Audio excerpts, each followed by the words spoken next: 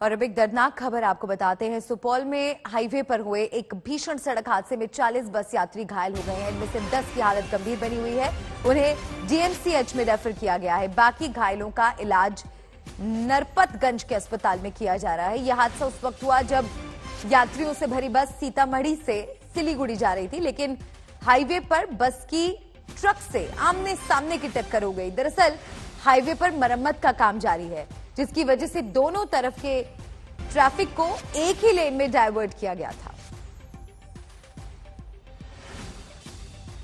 नरपतगंज अस्पताल में इलाज जारी है घायलों का। सीतामढ़ी से सिलीगुड़ी ये बस जा रही थी जब यह हादसा हुआ। दरअसल मरम्मत का काम हाईवे पर चल रहा है, जिसकी वजह से दोनों तरफ की ट्रैफिक को एक ही लेन में डाइवर्ट किया गया है। घायलों में 10 लोगों की हालत गंभीर बताई जा रही है। तो ये भीषण सड़क हादसा हुआ है और यह हादसा उस वक्त हुआ जब यात्रियों से भरी एक बस सीतामढ़ी से सिलीगुड़ी जा रही थी। हाईवे पर बस की ट्रक से आमने सामने की टक्कर हो गई और ऐसा इसलिए हुआ क्योंकि हाईवे पर मरम्मत कार्य हो रहा था, जिसकी वजह से दोनों तरफ के ट्रैफिक को एक ही लेन में डाइवर्ट किया गया। फिलहाल 40 लोग घायल इस हादसे में हुए हैं और 10 लोग गंभीर स्थिति में। आगे बढ़ते हैं। यूपी के शाहजहांपुर की तिलहर विधानसभा सीट पर कल मतदान के दौरान बरपा हंगामा देर रात तक जारी रहा। बीजेपी ने समाजवादी पार्टी के विधायक और उम्मीदवार रोशन लाल पर फर्जी मतदान कराने का आरोप लगाया और प्रदर्शन किया, तो पुलिस ने प्रदर्शनकारियों को दौड़ा कर पीटा। बाद में बीजेपी उम्मीदवार सलोनी कुशवाहा कुछ फर्जी पहचान पत्रों के साथ थाने पहुंच गई और पुलिस की एसपी उम्मीदवार से मिली भगत का आरोप लगाने लगी। आखिरकार पुलिस ने रोशन लाल, उनके बेटे और कुछ समर्थकों पर केस दर्ज किया। साथ ही आरोपी एसओ का तत्काल तबादला कर दिया। मैं बाहर गई दौड़ के, ये देखो प्रूफ फर्जीवाड़े का, वहाँ पे भी फर्जीवाड़ा ही चल रहा था। ऐसा सावन खुल गई, मारा बहुत बनता है।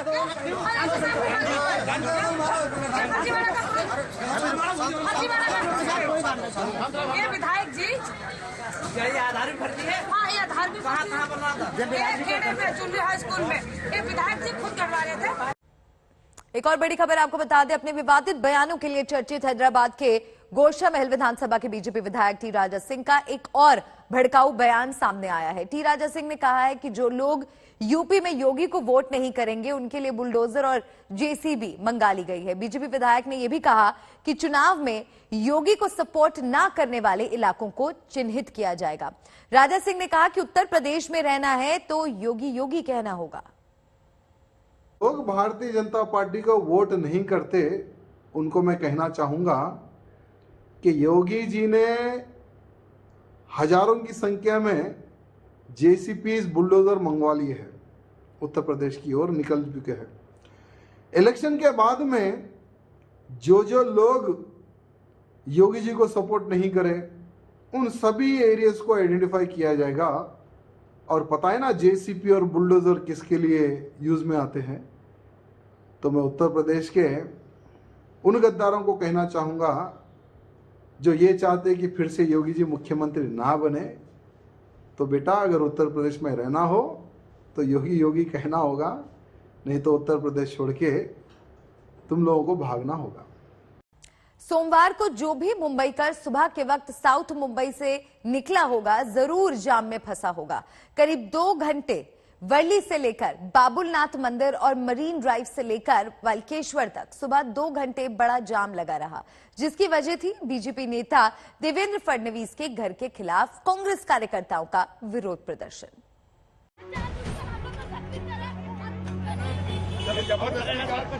दक्षिण मुंबई में सोमवार को कांग्रेस और बीजेपी कार्यकर्ताओं ने गिरगांव बैंड स्टैंड के पास अच्छा खासा ट्रैफिक जाम लगा दिया।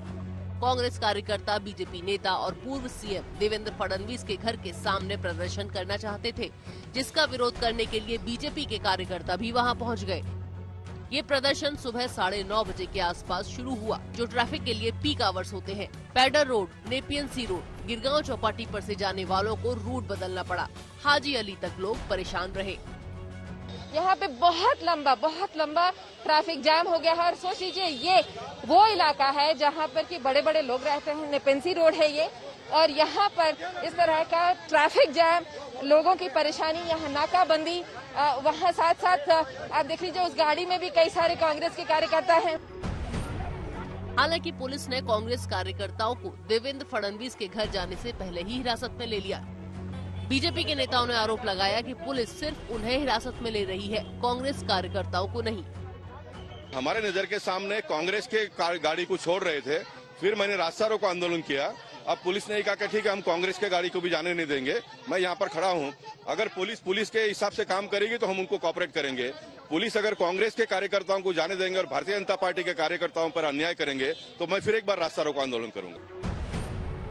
इस आंदोलन का नेतृत्व करने के लिए महाराष्ट्र कांग्रेस के अध्यक्ष नाना पटोले भी पहुंचने वाले थे, पर पुलिस ने उन्हें घर पर ही रोक दिया। प्रोटेस्ट शुरू रहेगा जब तक, आज का तो ये खत्म हुआ, रोज रहेगा। रोज वो जो मन की बात बताने वाले जो नरेंद्र मोदी जी है, उनके कान तक जब तक आवाज नहीं जाती, जब तक ये चलते रहेगा, जब तक वो माफी नहीं मांगे तब तक।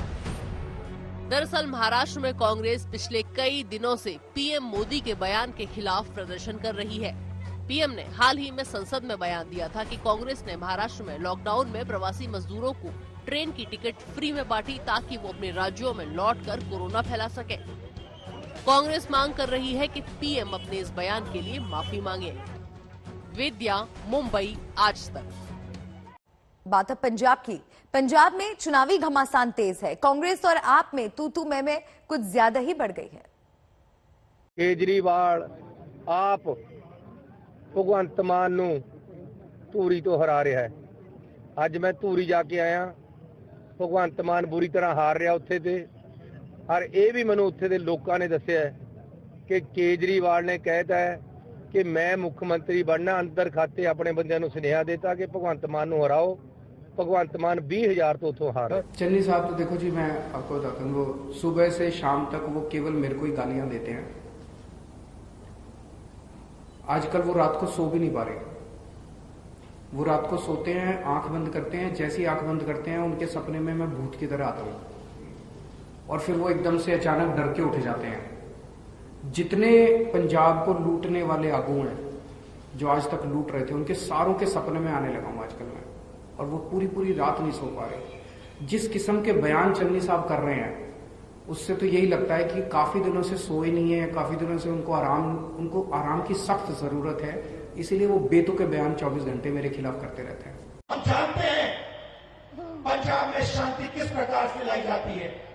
हम जानते हैं कि पंजाब में सबको लेकर प्यार के साथ काम करना पड़ता है। हम जानते हैं, गहराई से समझते इस बात। तो ये एक्सपेरिमेंट करने का टाइम नहीं है। आम आदमी पार्टी को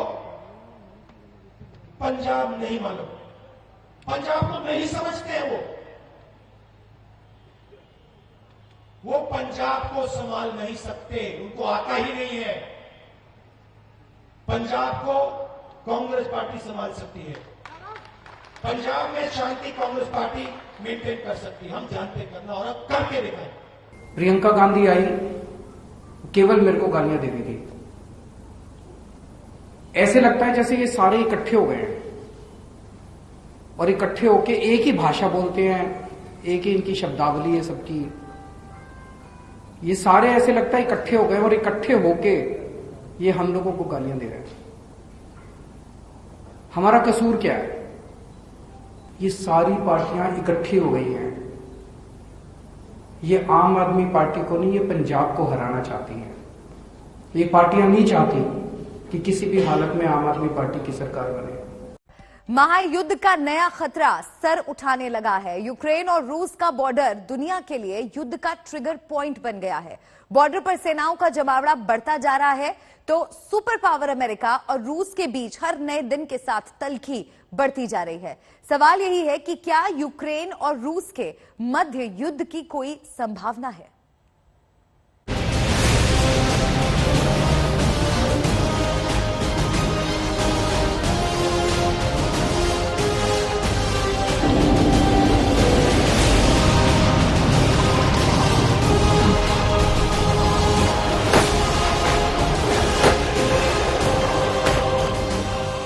आ गया ऑर्डर, रूसी सेना चली बॉर्डर।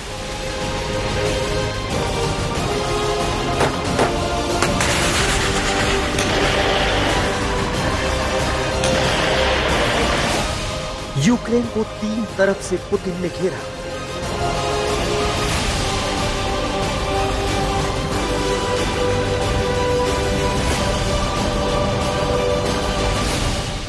टैंक तैयार, सेना तैयार, मिसाइल है ready.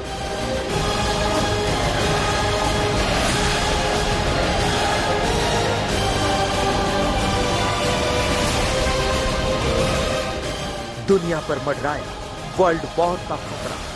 C'est qu'aujourd'hui, le président Zelensky est le président d'un pays aux frontières desquels il y a 125 000 soldats russes. Donc, oserais-je dire, ça rend nerveux.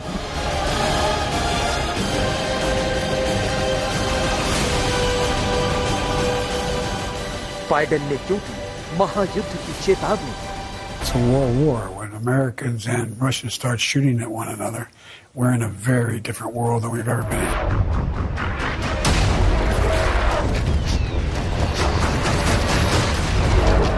Tension high है, आगे युद्ध वाली खाई है।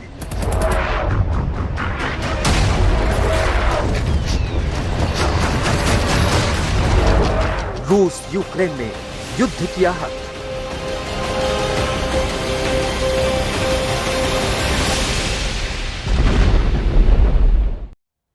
यूक्रेन और रूस तनाव के बीच रूसी नौसेना के जंगी बेड़े समंदर में युद्धाभ्यास करने में जुटे हैं। रूस की तैयारी ऐसी है जैसे वो किसी भी वक्त युद्ध के मैदान में यूक्रेन को हरा देना चाहता है। बातचीत से कोई समाधान निकलता नहीं दिख रहा, लेकिन अमेरिका और रूस के लड़ाकू विमानों ने ताकत दिखानी। दरअसल जापान ने अपने दूतावास कर्मियों और वहां मौजूद सभी नागरिकों को वापस बुलाने का आदेश दिया है। आदेश में जल्द से जल्द सभी को यूक्रेन छोड़ने को कहा गया है। इससे पहले ऑस्ट्रेलिया अपने दूतावास का संचालन बंद कर चुका है। अमेरिका पहले ही अपने ज्यादातर दूतावास कर्मियों और नागरिकों को यूक्रेन से वापस बुला चुका है। जल्द ही कई और मुल्क अपने दूतावासों को बंद कर सकते हैं।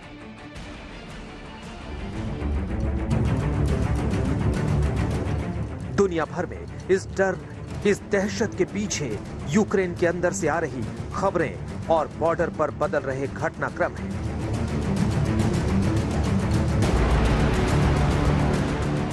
ब्रिटेन का मानना यही है कि यूक्रेन पर हमले की खबर किसी भी वक्त आ सकती है। एक लाइन में समझे तो माना यही जा रहा है कि रूस युद्ध की तैयारी कर चुका है और सेना के टॉप कमांडरों को अब पुतिन के फाइनल ऑर्डर का इंतजार है। ब्रिटेन की आशंका के पीछे बीते कुछ घंटों में हुए डेवलपमेंट है।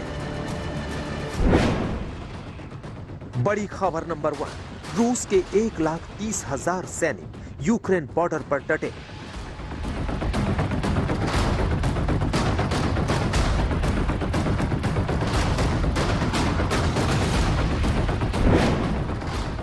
बड़ी खबर नंबर 2, यूक्रेन बॉर्डर पर पुतिन की सेना ने एयर डिफेंस सिस्टम S-400 की तैनाती की।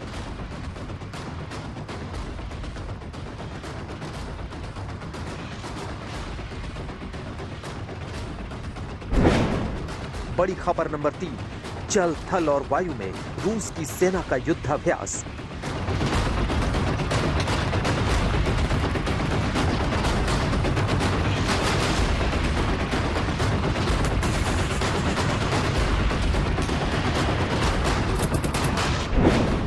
बड़ी खबर नंबर 4, अमेरिकी एनएसए की चेतावनी, युद्ध थोप सकता है रूस।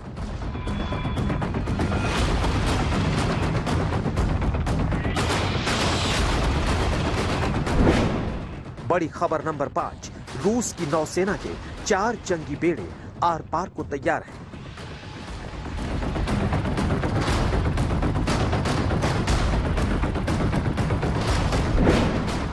बड़ी खबर नंबर 6, सैटेलाइट फोटो से समझिए युद्ध के खतरे का संदेश।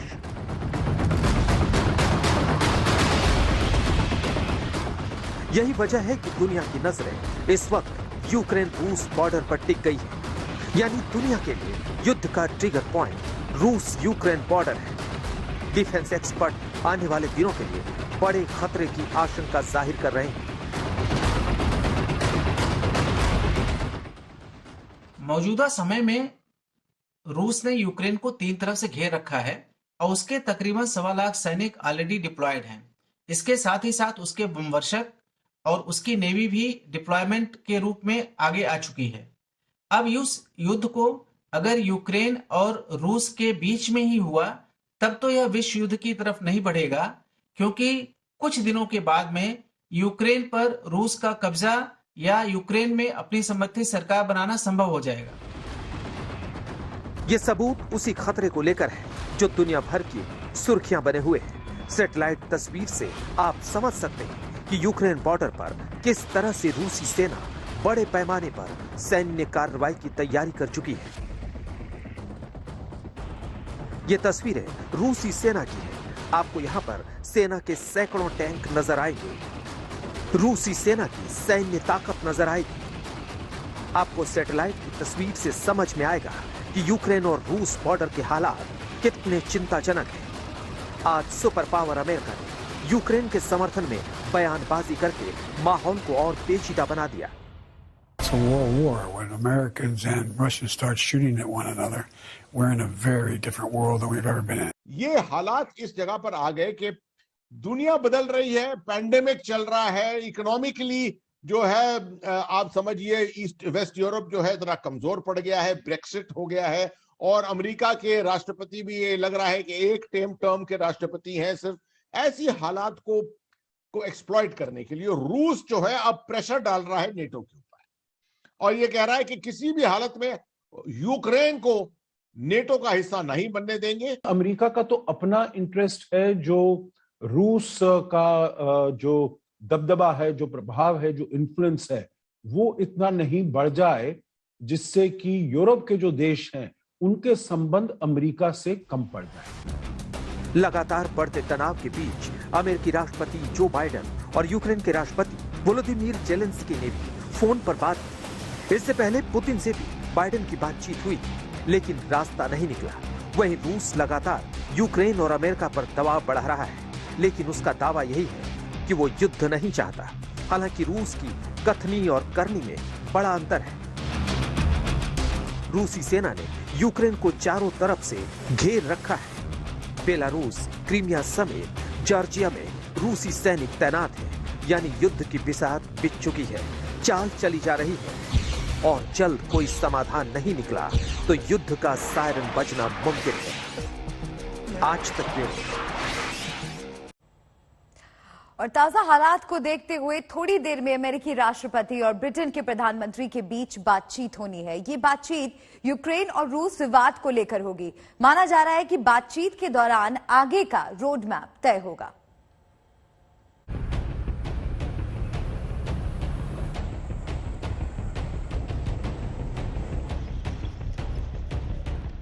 जैसे जैसे यूक्रेन और रूस के बीच तनाव बढ़ता जा रहा है, वैसे वैसे दुनिया के लिए दो फ्रंट पर खतरा बढ़ता जा रहा है। पहला अर्थव्यवस्था के मोर्चे पर है और दूसरा जंग के मोर्चे पर, यानी युद्ध के बादल दुनिया की इकोनॉमी को बुरे परिणाम की ओर ढकेल रहे हैं। कच्चे तेल की कीमत में रिकॉर्ड तोड़ उछाल आया तो दुनिया भर के शेयरों में भारी गिरावट देखने को मिली। इसका असर भारतीय बाजार में भी देखने को मिला। यहाँ आपको ये भी समझना जरूरी है कि तनाव बढ़ा तो भारत को दो मोर्चों पर अग्नि परीक्षा से गुजरना होगा। भारत इस समय एक गंभीर राजनीतिक चुनौती से गुजर रहा है, क्योंकि उसको अमेरिका के साथ साथ रूस के साथ अपने संबंधों को संभाल करके रखना है। अमेरिका के रोकने के बावजूद भी भारत ने रूस के साथ S-400 मिसाइल सिस्टम का समझौता किया और वह सिस्टम का सप्लाई होना भी शुरू हो गया है। और रूस पहले भी, चाहे 1971 की बात रही हो या हर एक मौके पर बात रही हो, हमेशा एक विश्वसनीय दोस्त की तरह खड़ा रहा है। और इस समय भी भारत की कोशिश है कि उसके रूस के साथ संबंध ज्यादा से ज्यादा बेहतर हो। दरअसल रूस लंबे अरसे से भारत का दोस्त है, वहीं अमेरिका क्वाड के जरिए चीन के खिलाफ भारत से दोस्ती मजबूत कर रहा है। यानी अगर मामला बिगड़ा तो भारत को अपना रुख साफ करना होगा। मतलब ये कि भारत रूस के साथ है या फिर अमेरिका के साथ। हालांकि भारत का मौजूदा स्टैंड यही है कि बातचीत की टेबल पर मामले का समाधान निकाला जाए। यूक्रेन को लेकर रशिया और अमेरिका आमने सामने है, विश्व युद्ध तक की बात की जा रही है। आप क्या बताएंगे इस बारे में? नहीं, शांति कायम रहनी चाहिए, बराबर भारत इसी का पक्ष धर रहा है। संघर्ष की नौबत नहीं आनी चाहिए, मिल बैठकर बातचीत के द्वारा समस्या का समाधान निकाला जाना चाहिए, यही भारत की सोच है। अमन और शांति बनी रहे, यही सब चाहते हैं, लेकिन रक्षा विशेषज्ञ मानते हैं कि यूक्रेन के बहाने अमेरिका ने रूस पर निशाना साधा है। यूक्रेन को लेकर तनाव अभी भी जारी है। एक तरफ अमेरिका से बड़े सनसनीखेज खबरें आ रही हैं। पहले कहा कि जल्दी ही पुतिन हमला करने वाला है, फिर कहा कि जो चाइना में विंटर ओलंपिक्स हो रहे हैं जो 20 तारीख को खत्म होने से पहले ही हमला हो जाएगा, फिर एक और समाचार आता है कि हमला तो बुधवार को हो जाएगा।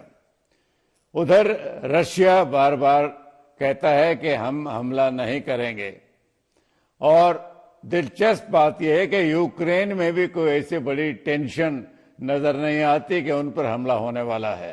अभी जो मसला है जो कि रूस ने कहा है, जो नेटो को जो उसको सिक्योरिटी गारंटीज देनी चाहिए, क्योंकि रूस कहता है जो पिछले 20 सालों में नेटो बढ़ता चला जा रहा है और बिल्कुल उसकी बॉर्डर्स तक, उसकी सरहद तक आकर पहुंच गया है, और उसने अब ये अल्टीमेटम दे दिया है जो नेटो किसी भी हालत में यूक्रेन को या जॉर्जिया को या मोल्डोवा को अपना सदस्य नहीं बना पाए, क्योंकि अगर वो अपना सदस्य बना पाता है तो ये रूस की सिक्योरिटी पर बहुत ही बड़ा अंकुश होगा, बहुत ही बड़ा आघात होगा।